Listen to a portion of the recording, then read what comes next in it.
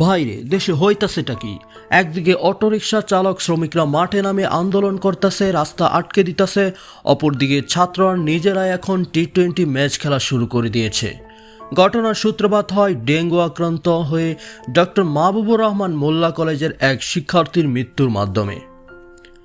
Doctor Mahbubur Rahman মোল্লা কলেজের শিক্ষার্থীদের দাবি, আমাদের কলেজের বিজ্ঞান বিভাগের শিক্ষার্থী অভিজিৎ ডেঙ্গু রোগে আক্রান্ত হয়ে ঢাকা ন্যাশনাল হাসপাতালে ভর্তি হয়। তাদের যথাযথ চিকিৎসা না পেয়ে অভিজিৎ 18 নভেম্বর মারা যায়। পরে ওই হাসপাতাল কর্তৃপক্ষ নিহত শিক্ষার্থীর পরিবারকে 10,000 টাকা দিয়ে বিদায় করতে চেয়েছে। এ খবর ডক্টর মাহবুবুর রহমান মোল্লা কলেজের শিক্ষার্থীরা জানতে পেরে 20 নভেম্বর বিচারের দাবিতে শিক্ষার্থীরা হাসপাতালের সামনে অবস্থান নিয়ে বিক্ষোভ শুরু করে। এরই জোরে সোহরাওয়ার্দী কলেজ ছাত্রদল এবং কবি নজরুল কলেজ ছাত্রদল ছাত্রলীগের অর্পিত দায়িত্ব আঞ্জাম দেওয়ার জন্য এই আন্দোলনে হস্তক্ষেপ করে। এক পর্যায়ে ছাত্রদল নেতারা ছাত্রলীগের রেখে যাওয়া আমানত, হেলমেট ও লাঠিসোঁটা নিয়ে আক্রমণ করে।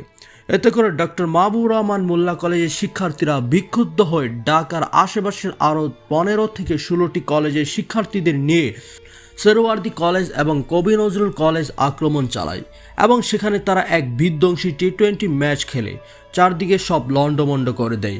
পরবর্তীতে সোহরাওয়ার্দী কলেজের শিক্ষার্থীরাও একত্রিত হয়ে ডক্টর মাহবুবুর রহমান মোল্লা কলেজে আক্রমণ করতে চাইলে আবারও উভয় পক্ষের সংঘর্ষ বেঁধে যায়। 4-5 ঘন্টা ম্যাচ শেষে কয়েকজন আহত হয়। এ ঘটনার উত্তাপ কমতে না কমতেই ঢাকা পলিটেকনিক্যাল এবং ভুটেক্সের ছাত্ররা বলতে লাগলো, তারাই শুধু খেলাধুলা করবে আর মজা নেবে, আমরা কি বসে থাকবো? তখন তারাও একটি টি-20 ম্যাচের আয়োজন করে।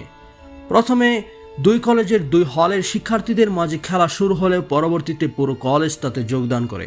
শেষ পর্যন্ত সেনাবাহিনীর ডান্ডা খেয়ে তাদের ম্যাচ শেষ হয়।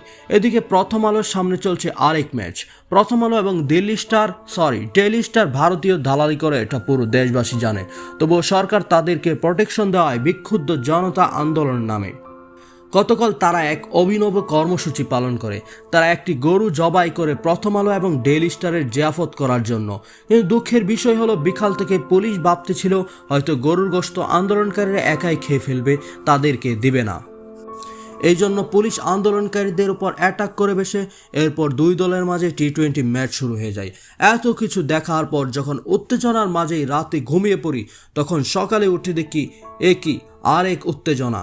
সমন্বয়ক রিফাত রশিদের পোস্ট, লীগ এবার নতুন রূপে অভ্যুত্থান গঠানোর জন্য তারা নাকি দেশের বিভিন্ন প্রান্ত থেকে মানুষকে ভাড়া করে বাসে করে ভরে ভরে ঢাকায় আনার চেষ্টা করছে।